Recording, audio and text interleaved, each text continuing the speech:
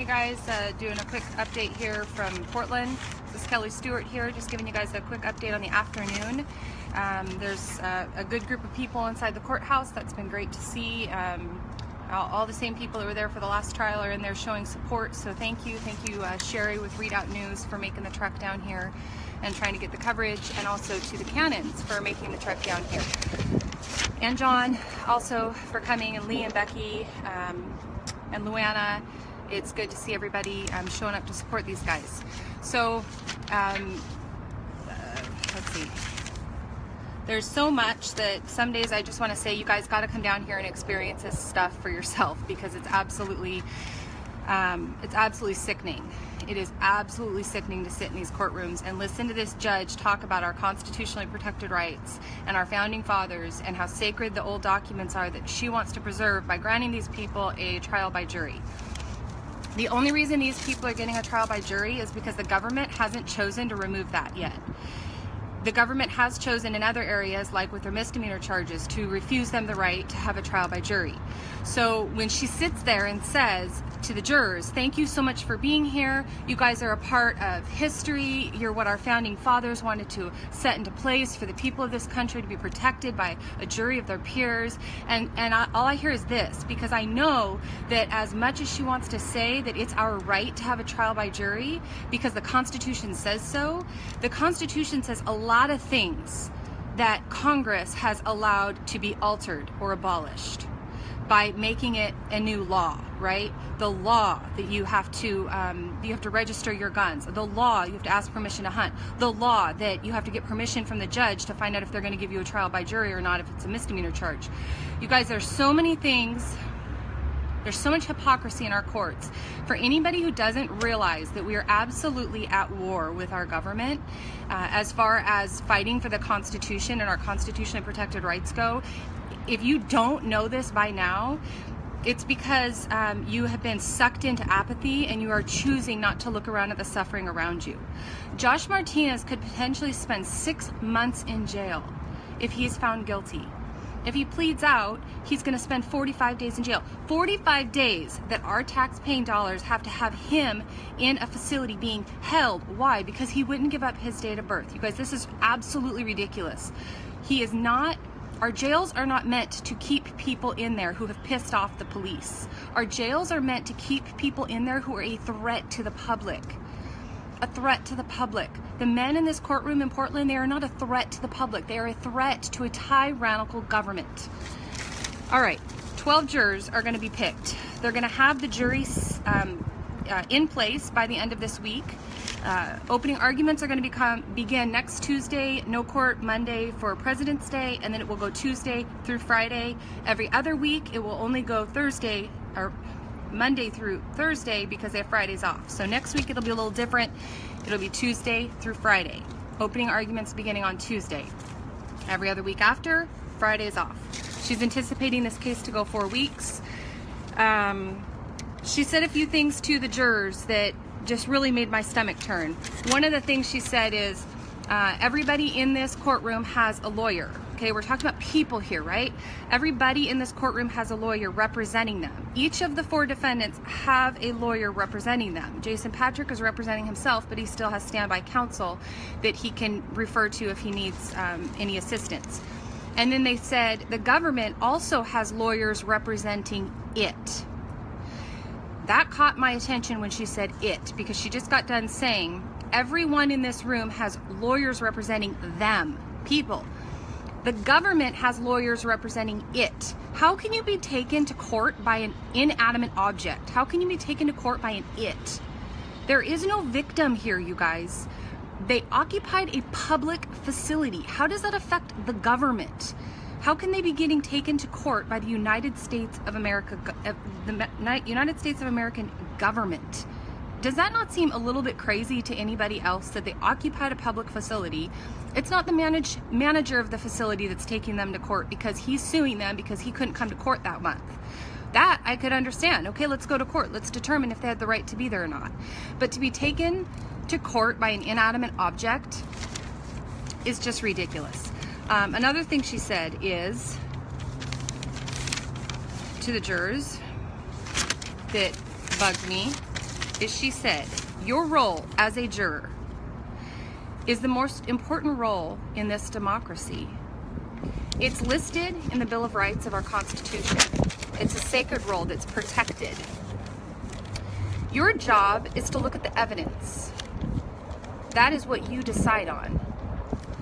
Then you apply the facts as they apply to law.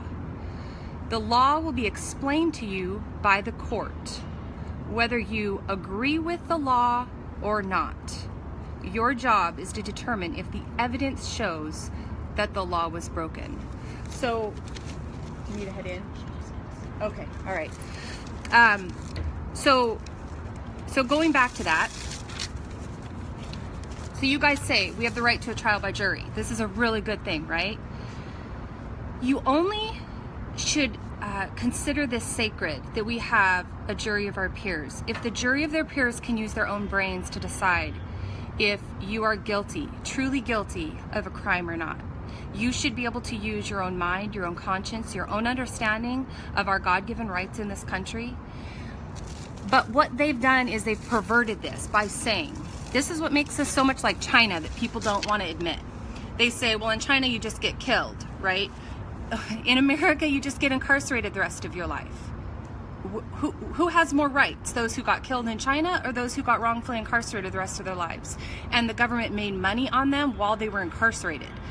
Let that sink in for a minute. In China, they're almost being a little bit more humane because they're not continuing to financially benefit from their hostages that they're keeping, because they're basically exterminating them. In America, we are all about money. We want to keep making money on people. So criminals are a really big money maker in our nation. So it's a really big deal that they continue, these lobbyists continue to make sure to put laws in place that you almost can't help but break. There's so many laws.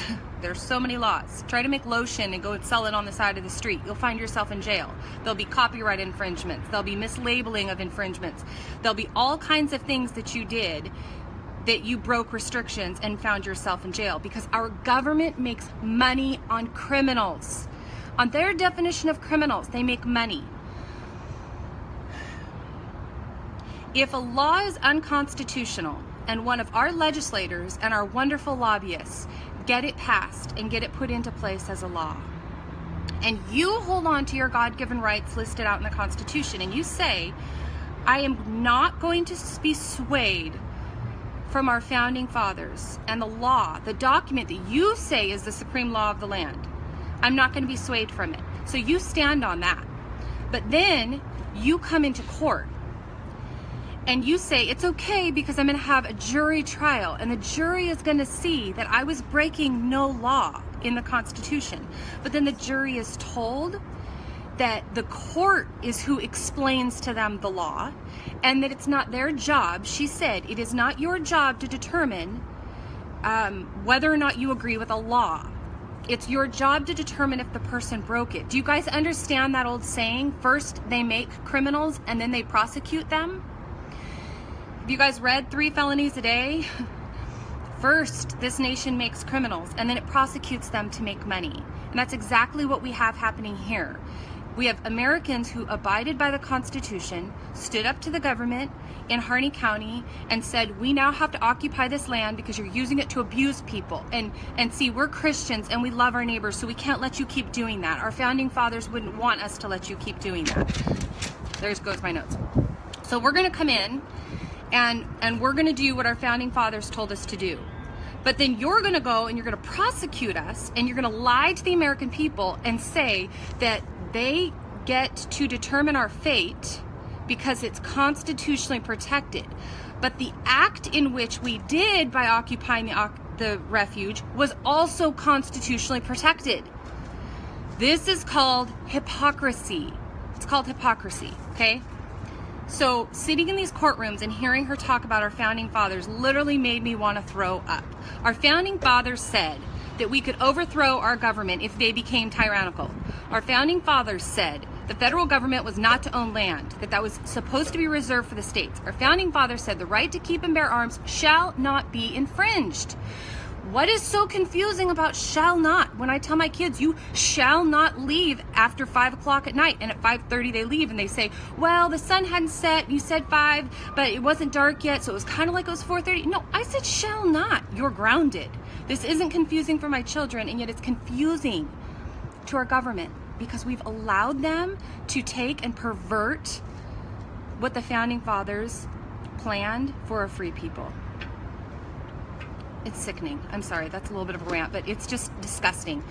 It's disgusting that turtles are more important than people. It's disgusting that people want to spend all day watching eagles be born at the zoo while babies are having knives shoved in their heads because they're still inside the cavity of a woman, so therefore they don't have any rights, but we better watch this eagle be born, and we better protect the life of these turtles and not protect the lives of what about the landowners? When we say to women about abortion, I know I'm going on a tyrant. When we say to women about abortion, you have the right to choose. Doesn't a landowner have the right to choose if turtles or cows live on their property? Don't they? Doesn't a state get to decide if the turtle or the cow is more important to them? If a woman gets to determine if life or death is okay because it's her body, then why don't the people in the state of Oregon get to decide what goes on their land? Why do environmentalists get to come in and use their bullying tactics and their lobbying tactics to get laws put into place that shackle the American people and take away their rights to graze on land that is supposed to be allowed for them to graze on? Truth is a lie and lie is a truth. Okay. I only caught a few minutes. Gavin Syme did a video. I don't know everything that happened, but I understand from the 2 minutes that I watched of it, somebody knocked a camera out of his hand. It sounds like it was one of our people on the ground in Nevada. If that was you, shame on you. Shame on you. Because LaVoy would never infringe upon somebody else's rights like that or take away their liberties. He would never knock a camera out of somebody else's hands. And he also would not use such foul language while he's live streaming. So if you want to carry his flag, clean up your language and clean up your behavior and figure out how to be principled or get out of this movement. Not that it's much of a movement because it's not even going anywhere outside of what the Bundys do and the Finnecums. So there's my rant. That's what happens when I spend too many hours in a courtroom. I get a little bit testy and I just say it like it is. So that's all. Head over to Gavin's page if you can and watch that video, and if you guys can figure out who it's at the very beginning, somebody knocks the camera out of his hand, and whoever that is, everybody please call them out, let them know that was absolutely just unacceptable and unprincipled and so childish. My kids don't even knock my phone out of my hands when they're upset with me. So let's make sure that we're being principled, and I hope that whoever's on the ground in Nevada today takes care of that. Because that's very concerning behavior for anybody who wants to carry LaVoy's flag and act like they're representing the Finnecum family, because that doesn't represent the Finnecum family. So that's all. I'm gonna head back in and see what happens at the second half of this. For any of you guys who have forgotten, the people that are holding our prisoners, our friends, hostage and making money on them are not our friends. So we can be kind to people and we can love them, but please stop acting like people are our friends who are abusing people and holding them hostage, because that's not loving. That's not loving at all to your neighbor who's being abused by that individual. So be principled, but let the people know who are holding our friends hostage that you don't agree with their behavior and you don't agree with the mockery that they're making of the United States Constitution and what this country was supposed to be founded on. Be bold, speak truth. You don't have to be rude, but good heavens, you guys, start speaking truth and quit being so darn afraid to look at somebody who's a murderer and say, hey, I love you, but by the way, you're a murderer. And I really hope you repent and turn and learn what it means to love your neighbors yourself. Quit shaking hands with the enemies, guys, and find some courage and some principled behavior to go and talk to these people and let them know that you're watching and that you don't approve of the things that they're doing. So, okay, that's all. I'm gonna get back inside. Bye, guys.